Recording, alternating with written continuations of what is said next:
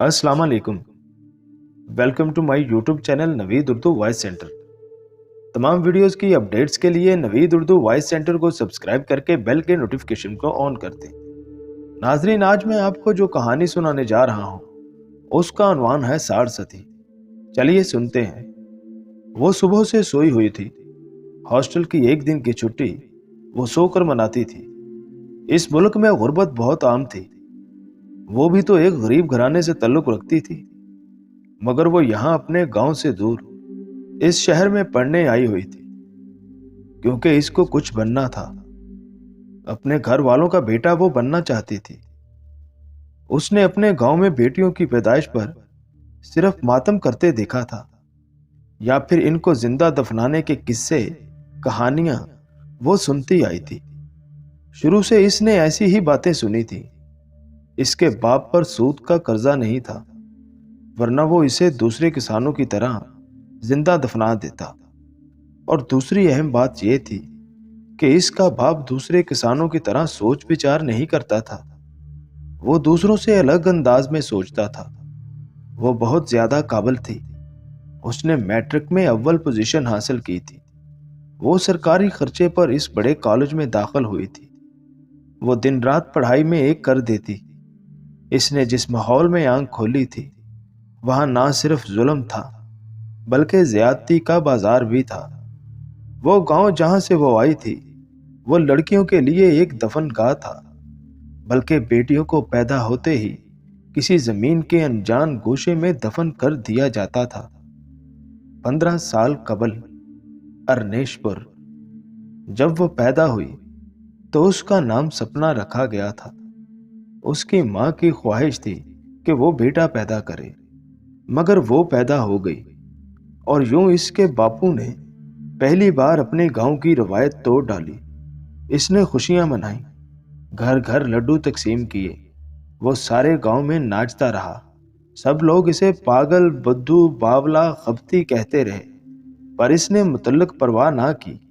इसे किसी की परवाह नहीं करनी थी, क्योंकि इसने सबसे कहा कि बेटी देवी का अवतार होती है और भगवान ने दुनिया के रंग औरत जात से ही मुकम्मल किए हैं। लोग समझाते रहे कि पराया धन है, तेरा सब कुछ बर्बाद करके ले जाएगी, पर इसने किसी की ना मानी।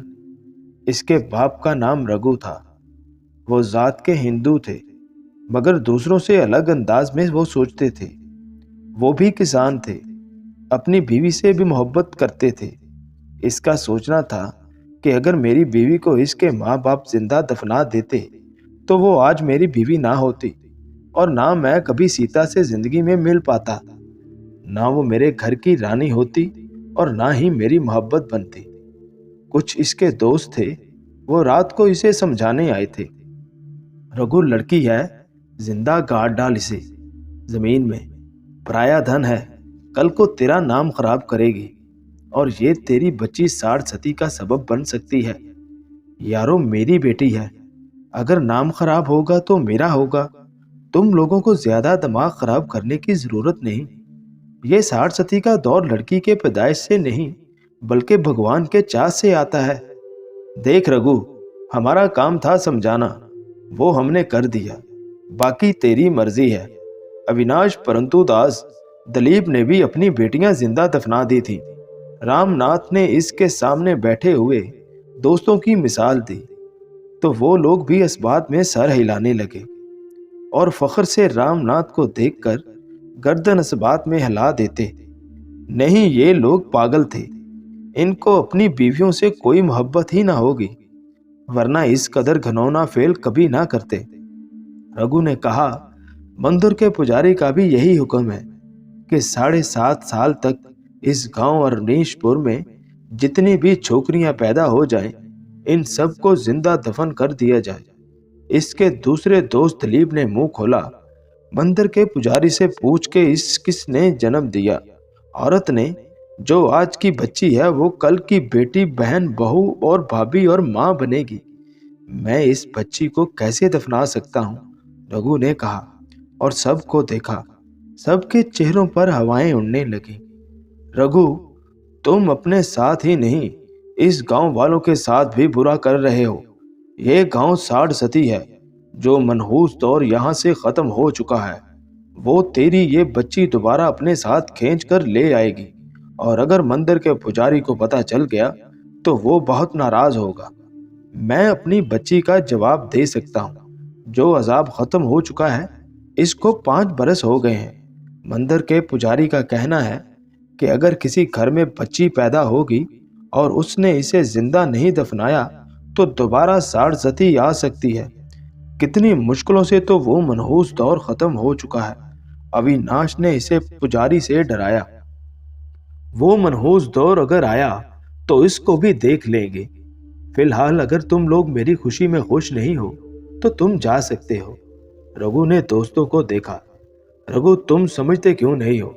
पुजारी तुम्हारा जीना मुहाल कर देगा। इसके खिलाफ तुम नहीं जा सकते। दिलीप ने रघु को समझाना चाहा। देख दिलीप, वो कौन होता है हमारा फैसले करने वाला? वो कोई भगवान नहीं है कि जो वो चाहेगा वही होगा। रघु ने दिलीप को देखा। रघु, हमारी बात मान ले। इस आग को परवान ना चढ़ा, कल को तुझे जलाकर भस्म कर देगी। अविनाश ने इसकी तरफ ऐसे देखा जैसे वो कोई बहुत बड़ा पाप कर रहा हो। अविनाश, मैं अपनी बेटी को किसी भी सूरत जिंदा जमीन में नहीं गाड़ूंगा। रघु पूरी शिद्दत से चीखा।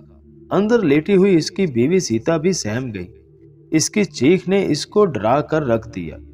इसके पास करीब ही पंगड़ी में सपना जहां लेटी हुई थी और वो इसे झूल रही थी। सीता भी कुछ बददिल सी हो गई थी, क्योंकि गांव के मंदिर के पुजारी ने लड़कियों की पैदाइश को बुरा शुगुन कहकर दफनाने का कहकर किस्सा तमाम कर देना चाहा था। और पिछले कई सालों से मुसलसल इस गांव में लड़कियों को पैदा होते ही जिंदा दफन कर दिया जाता रहा था। ठीक है रघु, तू अपनी कर, मगर तेरा फिर हमसे कोई ताल्लुक ना होगा। दिलीप ने इसे वार्न कर दिया। हाँ हाँ, मैं भी तुम लोगों से कोई ताल्लुक नहीं रखना चाहता। तुम लोग ना सिर्फ जाहिल हो बल्कि अपनी बच्चियों के कातिल भी हो। रघु ने मुंह दूसरी तरफ कर दिया। इसकी आंखों में आंसू थे। तुम अपने साथ बुरा कर रहे हो। रघु, ये बच्ची तुमसे छीन लेंगे। परंतु दास ने इसे धमकाया। नहीं छीन सकेगा। वो मेरी बच्ची को हाथ लगाकर तो दिखाए, मैं इसको इसकी औकात याद दिला दूंगा। इसने तुर्श लहजे में कहा। सारे गांव वाले ठीक ही कहते हैं, ये लड़की पैदा करके खपती हो चुका है। दिलीप ने बाकियों से कहा। हाँ, हमें भी कोई शौक नहीं चढ़ा तुमसे बेइज्जत होने का, मगर याद रखना, जिस दिन पुजारी को पता चला बहुत बुरा हो जाएगा। वो तुम्हारा जीना मुश्किल कर देगा। उसका दौलत तलीब ने इसे समझाने की आखिरी बार कोशिश की, मगर वो नहीं माना। वो सारे चले गए। चूल्हे में छोटी सी बच्ची सपना जहां हंस रही थी और इसकी मां सीता देवी किसी अनजाने दीवार को देखने में इस कदर महव थी कि वो ये मंजर देख ही ना सकी। रघु कमरे में अंदर आ गए। अरे, मेरी बेटी हंस रही है। मेरी गुड़िया बड़ी भाग्यवान है। रघु की बात सुनकर सीता ने सपना की तरफ देखा। वो वाकई हंस रही थी। सीता भी इसको देखकर मुस्कुराने लगी। रघु ने आगे बढ़कर बच्ची को उठाया। रघु, वापस इसे रख दो, ये तुम्हें गंदा कर देगी। सीता ने मचल कर कहा। अगर ऐसा हुआ तो ये हमारी खुशकिस्मती होगी। रघु ने बच्ची के माथे पर बोसा लिया। बच्ची ने बाप को देखा और जोर से खिलखिलाई। सीता, देखो, ये तो हंस रही है। रघु ने बच्ची को मुंह मां की तरह कर दिया। सीता भी हंसने लगी। अचानक बच्ची ने देव के कपड़ों को गंदा कर दिया। अरे, ये क्या कर दिया? सीता ने पति के सफेद कुर्ते को देखा। वो अभी गीला था। जी खुश कर दिया। रघु ने बच्ची को दीवानावार चूमना शुरू कर दिया।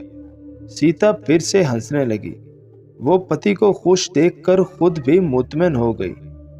चंद दिन तो गांव में खैर खैरियत रहा।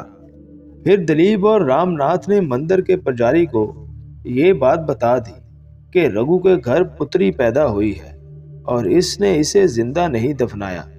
पुजारी को ये सारी बातें बताने का मकसद इन दोनों का वो डर था जो सालों से पुजारी का लोगों पर था। और वो डर यही था कि अगर पुत्री हुई और इसे जिंदा ना दफनाया तो गांव में एक बार फिर भयानक मनहूस दौर आ जाएगा। पिछले कई सालों से लोग पुजारी को भगवान के अवतार मानकर इसकी बात मानने लगे थे। पिछले सालों में कितनी लड़कियां पैदा हो गई थी जिसे लोगों ने जिंदा दफना दिया था। माओ ने अपने कलेजे पर पत्थर रख लिए थे। वो ये नाइंसाफी खामोशी से सह लेती थी। गांव में जब ये रीत चली थी तब से अरनेशपुर में कोई कमसन बच्ची नजर नहीं आ रही थी। बहुत सालों पहले अरनेशपुर में एक ऐसा दौर आया जिसने हर मनुष्य को डरा दिया था। जानवर भूख से बिलक बिलक कर मर गए थे। फसलें पानी की कमी की वजह से ना हो सकी थी। किसानों ने खुदकुशियां की थी। बारिश अव्वल तो होती ही नहीं थी। अगर हो जाती तो इतनी हो जाती कि सैलाब आ जाता। जो बागों के फलदार दरख्त थे वो सैलाब की जद में आ गए और सब कुछ तबाह बर्बाद हो गया। जमीन ने पानी देना बंद कर दिया। दरिया सूख कर बंजर जमीन बन गए और खेत सुनसान मैदान बन गए। लोगों के जानवर और पेड़ पौधे मुरझा गए। 7.5 साल के इस मनहूर दौर को साड़ सती से मंसूब किया था और इस दौर का खात्मा गांव के मंदिर के पुजारी ने यूं बताया था कि अगर बेटी पैदा होते ही जिंदा दफना दी जाए तो इस मनहूस दौर से निकला जा सकता है। लोगों को अव्वल ये बात तो अजीब लगी। तब अरनेशपुर के रिहायशी दलीप की पुत्री पैदा हुई। सारे गांव में ये बात फैल गई, दलीप के घर बेटी पैदा हुई है। सब लोग दलीप पर जोर देते लगे, बेटी को जिंदा दफन कर दो। दलीप खुद भी यही चाहता था। इसने अपनी बेटी को अपनी बीवी के पहलू से बेदर्दी से उठाया और औरत जिसने इस बच्ची को जन्म दिया था वो रोती रही, बिलखती रही, मगर किसी ने इसकी एक ना सुनी और यूं दलीप ने अपनी बेटी को जिंदा गाड़ दिया। इसी तरह इस गांव में एक रीत रिवाज की बुनियाद डाली गई। फिर जैसे जैसे लड़कियां होती गईं, लोग जिंदा दफनाने लगे। शुरू में तो कुछ असर ना हुआ, मगर पुजारी की मुंह जोर तकरीरें लोगों को इस घिनौने अमल से बाज रखने के बजाय और उकसाने लगी। लोग बेटियों को पैदा होते ही जमीन में गाड़ने लगे और यूं रफ्ता रफ्ता तो कुछ सरकारी कोशिशों से और कुछ कुदरत की मेहरबानी से सब कुछ मामूल पर आता चला गया। जमीनें सरसब्ज व शदाब हरी भरी हो गईं। माल मवेशी जन्म लेने लगे। कुओं में साफ पानी आ गया। बारिश मामूल के मुताबिक होती गई और किसान खुदकुशियां करना बंद हो गए।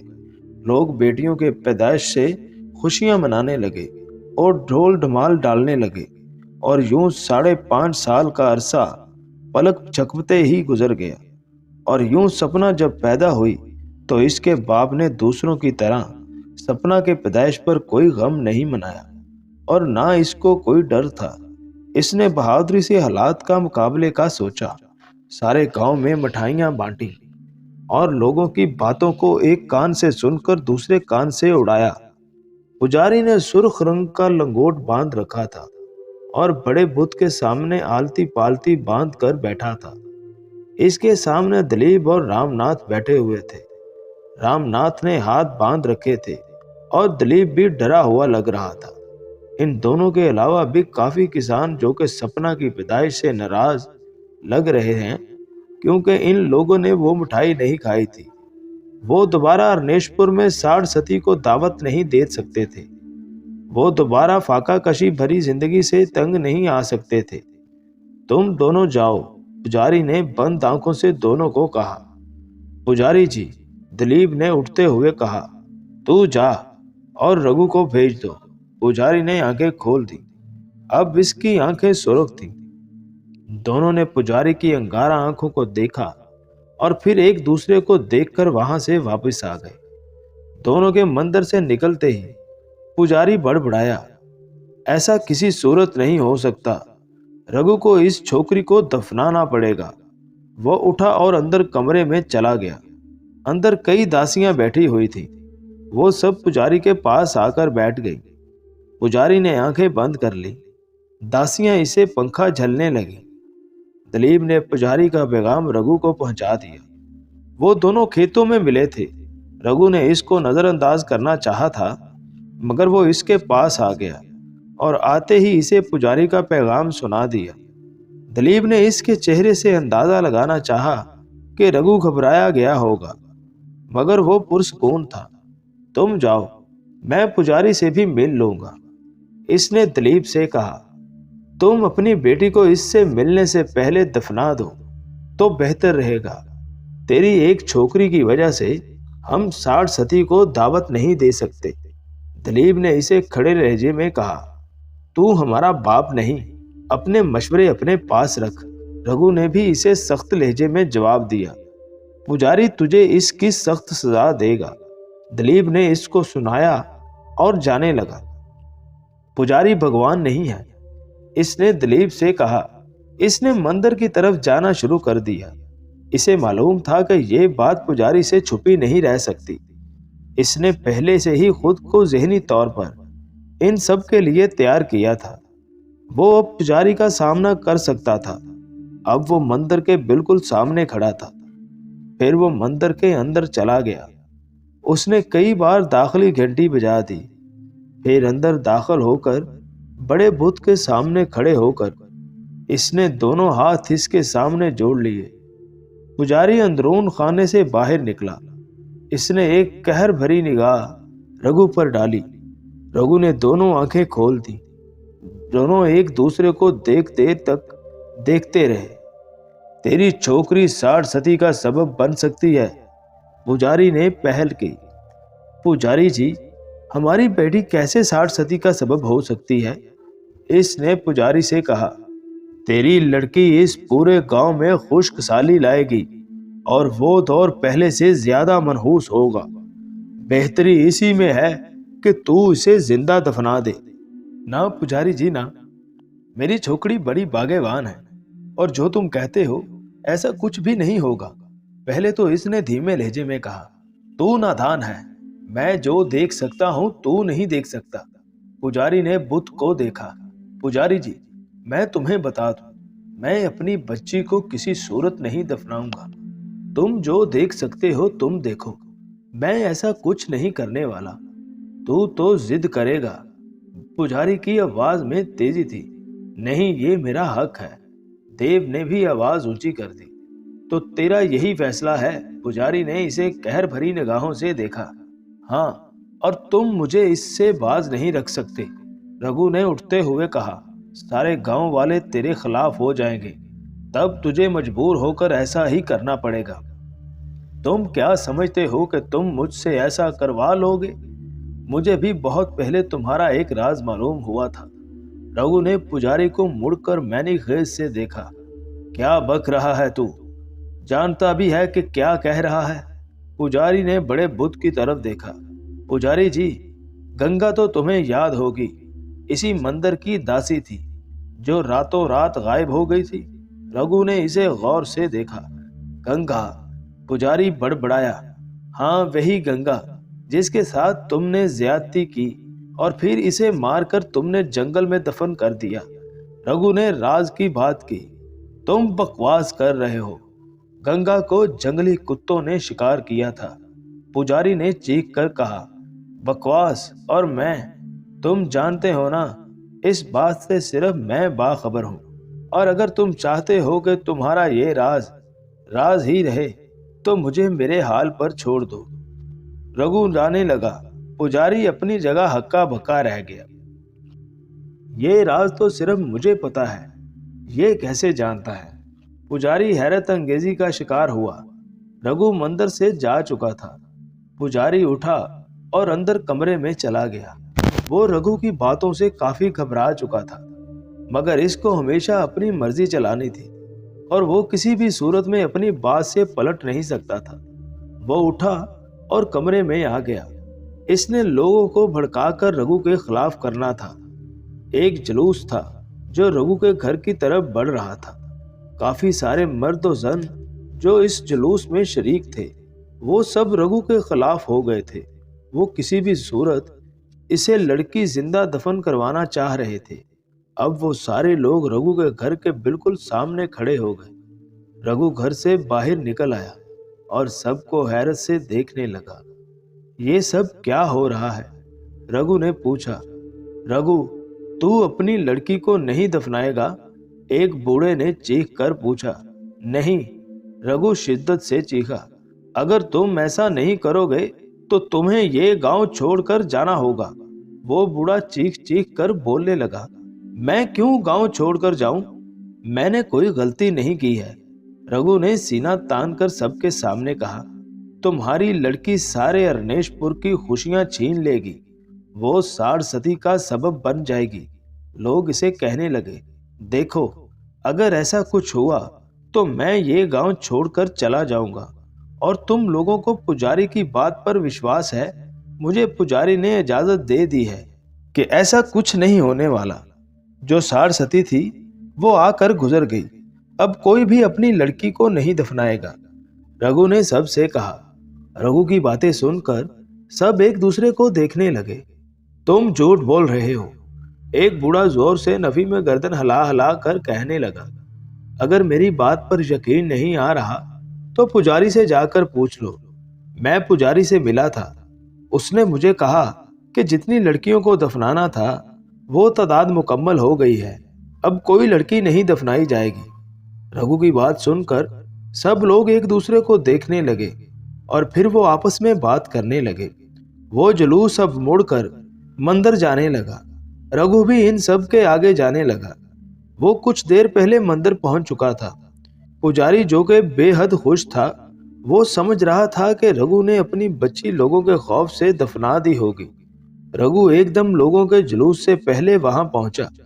उसे अपने सामने देखकर पुजारी के चेहरे पर हवाएं उड़ने लगी।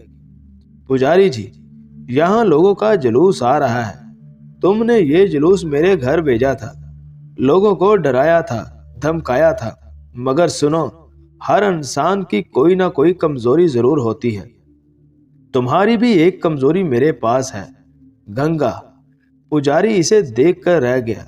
रघु इसके सामने दोनों हाथ कमर पर रखकर खड़ा था। गंगा तो मर चुकी है, पुजारी ने मजे से कहा। वो इसे जिस खतरे से डरा रहा था वो मौजूद ही नहीं थी। नहीं, विशाली जिंदा है। रघु ने पुजारी के सर पर बम फोड़ा। मैं नहीं मानता, पुजारी ने मुस्कुराते हुए कहा। जिस दिन मेरे दोस्त दिलीप की लड़की पैदा हुई थी, इसी दिन इसने लड़की जंगल में दफना दी थी। इस वक्त मैं भी साड़ सती के अजाब से सख्त डरता था, मगर मेरा दिल इसकी बेटी के लिए भी बहुत खफा था। मैं सोच रहा था कि अगर कहीं मेरी भी बेटी पैदा हुई तो मैं इसे भी दफना दूंगा। मैं जंगल में गया था।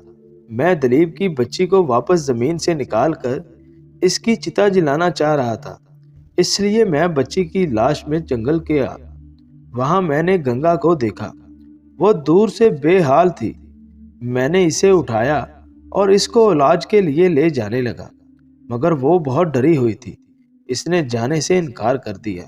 इसने मुझे सब कुछ बता दिया कि तूने इसे अपनी दरिंदगी का निशाना बनाकर जंगल में फेंक दिया था, मगर ऊपर वाले को इसकी जिंदगी प्यारी थी।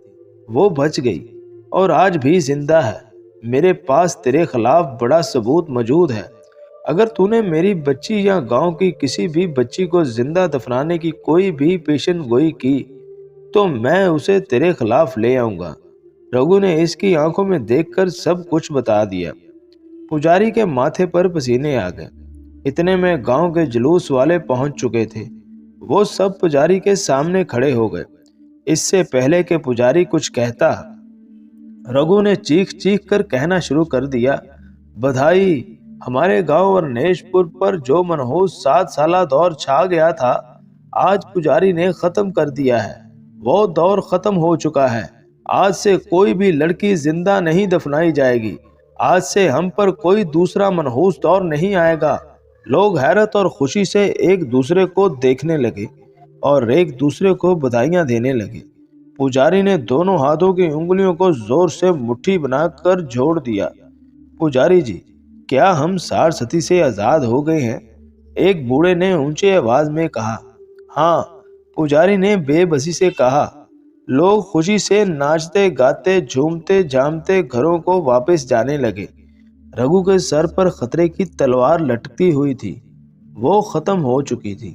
इसने अपनी अकल से सारे गांव को एक मनहूस रस्म से आजाद करवा दिया था, क्योंकि जब वो दिलीप की बच्ची को जंगल में ढूंढने गया था तो इसे गंगा जख्मी हाल में मिली थी। इसने गंगा को बचाना चाहा, मगर वो आखिरी सांसों पर थी। मगर मरने से पहले इसने रघु को पुजारी की सारी सच्चाई बता दी थी। रघु ने गंगा की चिता जलाकर इसकी राख दरिया की नजर कर दी। मगर आज जब पुजारी लोगों में गुमराही डालकर इनकी बच्चियों को जिंदा दरगोर करना चाहता था, तो इसने अपनी चालाकी से इसकी सारी चालें उल्टी कर दी। इसके बाद गांव की लड़कियां जिंदा दफनाना बंद हो गई। 15 साल बाद सपना जाग गई थी। आज वो सारा दिन सोकर तो नहीं गुजार सकती थी। वो इस कॉलेज की सबसे लायक लड़की थी। इसके हर टेस्ट में पूरे नंबर आते थे। वो मेडिकल पढ़ रही थी। वो डॉक्टर बनना चाहती थी। वो जब भी छुट्टियों में गांव अरनेशपुर जाती तो इसकी सहेलियां इसका इस्तकबाल फूलों की पत्तियों से करती। इसने बचपन में साठ सती, वो मनहूस दौर जो 7.5 बरस तक चलता है, कहानी सुनी थी।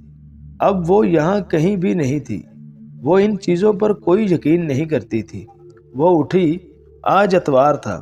इसको ज़रूरत की कुछ चीज़ें भी लेनी थी। कुछ देर में नहा धोकर वो बिल्कुल फ्रेश हो गई थी। इसकी कॉलेज की बहुत सारी लड़कियों की दोस्ती थी। वो आज अपनी रूममेट मीनाक्षी के साथ मार्केट जा रही थी। मीनाक्षी कुछ पुराने ख्यालात की थी। वो भी रेडी थी। दोनों एक साथ हॉस्टल से निकल गई। मार्केट में ज़रूरत की चीज़ें खरीद कर वापस रास्ते में मीनाक्षी ने एक ज्योतिषी को हाथ दिखाया तो इसका मन मचल गया कि वो ज्योतिषी को हाथ दिखाकर फैसला करे। इसने सपना को खींचकर ज्योतिषी के पास लेकर चली गई। सपना ने मीनाक्षी को देखा और फिर इस ज्योतिषी को। वो हैरत से दोनों को देखती रही। मीनाक्षी ने अपना हाथ दिखाकर ज्योतिषी से पूछा, मेरी किस्मत में क्या लिखा है? बूढ़े ज्योतिषी ने इसका हाथ पकड़कर गौर से लकीरों को देखा शुरू कर दिया। खुशकिस्मती के सिवा कुछ नहीं, ज्योतिषी ने बताया। मीनाक्षी खुशी से उछल और फौरन सपना का हाथ पकड़कर ज्योतिषी के सामने कर दिया। इसकी किस्मत में सपना हाथ खींचकर पीछे करना चाहती थी, मगर ज्योतिषी ने मजबूती से इसका हाथ पकड़कर देखना शुरू कर दिया। सपना हाथ खींचने की कोशिश कर रही थी, मगर ज्योतिषी ने इसका हाथ बेहद मजबूती से पकड़ रखा था और इसकी हाथ की लकीरें गौर से देख रहा था। इसके हाथ में एक लकीर 60 सती की है। ज्योतिषी ने कहकर इसका हाथ छोड़ दिया। क्या? मीनाक्षी स्प्रिंग की मानद उछल पड़ी, जबकि बेफिक्री से सपना अपना हाथ सहलाने लगी। हाँ, ये जहां जाएगी अपने साथ नहूसत फैलाएगी, ज्योतिषी ने मानी खेज से कहा। मीनाक्षी हैरत से इसे देखने लगी, जबकि सपना जोर जोर से हंसने लगी। इसका कहना ठीक है, मेरे हाथ में 60 सती की लकीर होगी, मगर ये जो कुछ कह रहा है कि मेरी वजह से 60 सती आएगी, ये गलत है। मैंने 60 सती को रोका था। मेरे हाथ में इसने जो लकीर देखी वो 60 सती मेरे बचपन में आकर गुजर भी चुकी है। इसने हैरान सी मीनाक्षी का हाथ पकड़ा और इसे ये बताने लगी। ज्योतिषी इसे हैरत से देखने लगा। वो लोगों के दिलों में खौफ डालता आया था, मगर आज एक बेखौफ ने इसका मुंह बंद कर दिया था। सपना अपनी बचपन की कहानी मजे से मीनाक्षी को सुनाने लगी और इस तरह ये कहानी यहाँ पर ख़त्म होती है। तो जी नाज़रीन, कैसी लगी आपको आज की ये कहानी? उम्मीद है कि आप सबको पसंद आई होगी। और अगर अभी तक आपने हमारा चैनल सब्सक्राइब नहीं किया तो प्लीज़ हमारे चैनल को सब्सक्राइब करके बेल के नोटिफिकेशन को ऑन कर दें। Thanks for watching my channel Naveed Urdu voice centre.